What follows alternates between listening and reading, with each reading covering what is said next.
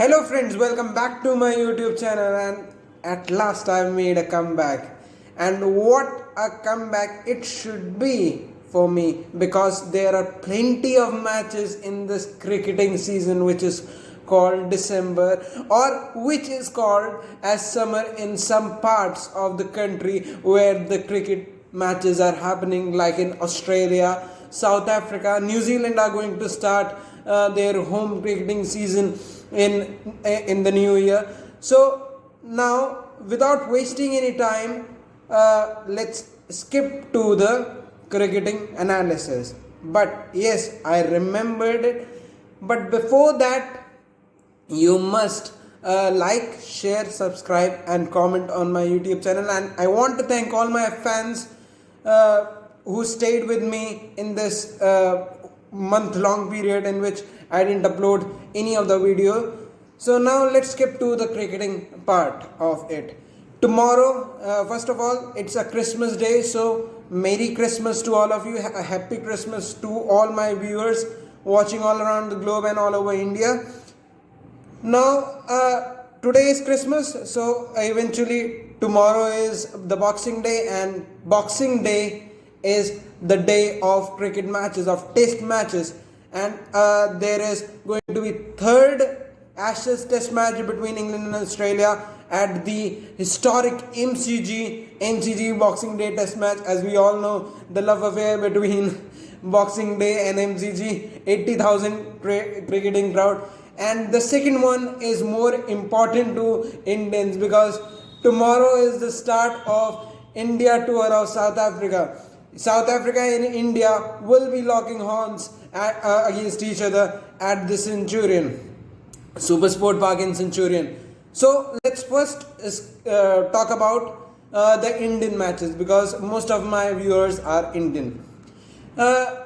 South Africa versus India, as we all know, this Indian team is led by a very good, responsible leader called Virat Kohli. And the background of this test series is incredibly terrible, or what you can say, troublesome between BCCI and Virat, because some of the headlines that were made in the media, that tagline Virat versus BCCI, we all still remember it. But I don't want to make any controversy, so I will not talk about it.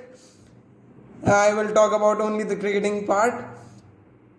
So if those things spark a rebellious or an acrimony, in a feeling of acrimony in Virat Kohli, then I can bet you it is going to be one of the most memorable cricket matches for Virat Kohli. And just remember, just jog back your memory to 2018 tour, India tour of South Africa 2018. And at this venue where tomorrow's match is going to be played, at Centurion, in 2018, he made a 153, a masterclass in the first innings of India.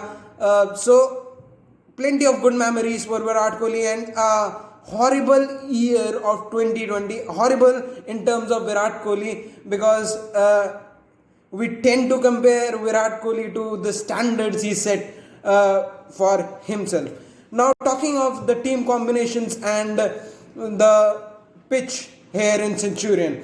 So, team combination, South Africa are very inexperienced unit, and many of the cricketing pundits, and I will also say that this is going to be a golden opportunity for India to seal a test series here, as they haven't done it before, because South Africa have their core of batting and bowling all gone. Morne Morkel has retired, Vernon Philander has retired, Dale Steyn has retired, Imran Tahir has retired, then A.B. de Villiers has retired, Faf du Plessis has retired, Hashim Amla has retired.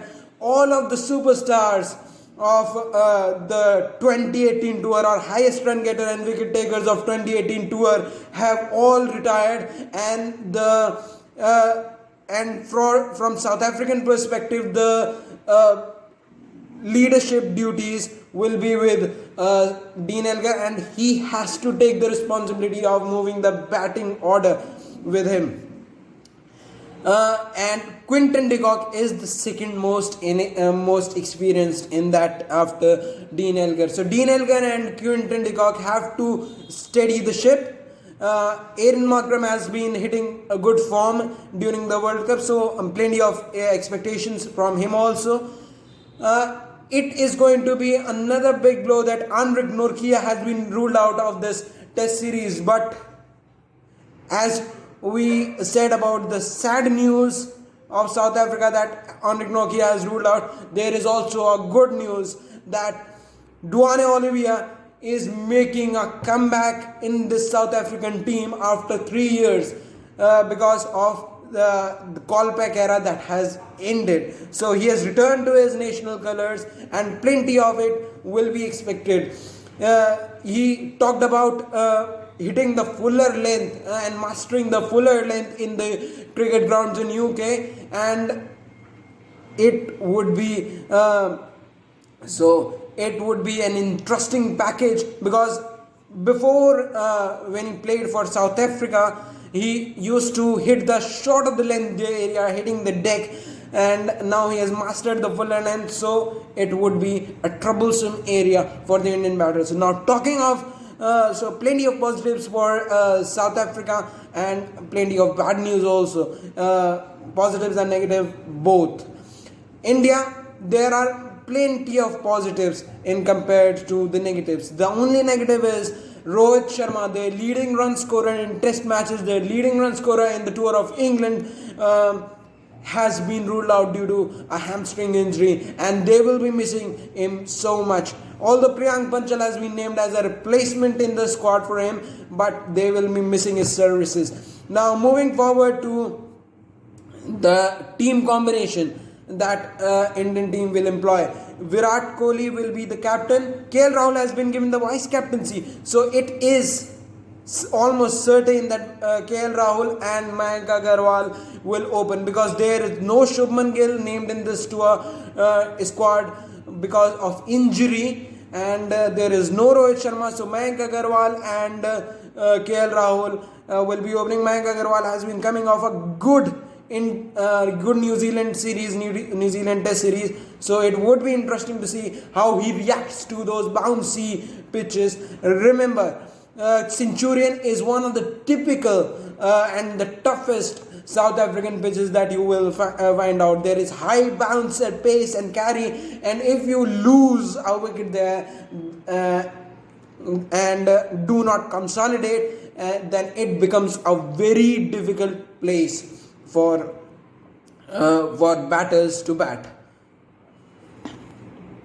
So KL Rahul and Mayank Agarwal will be opening. I am sure Chiteshwar Pujara will be at number 3, because he has done something better in India Tour of New Zealand, the New Zealand Tour of India, to consolidate his place at the top 3. Virat Kohli will bat at 4.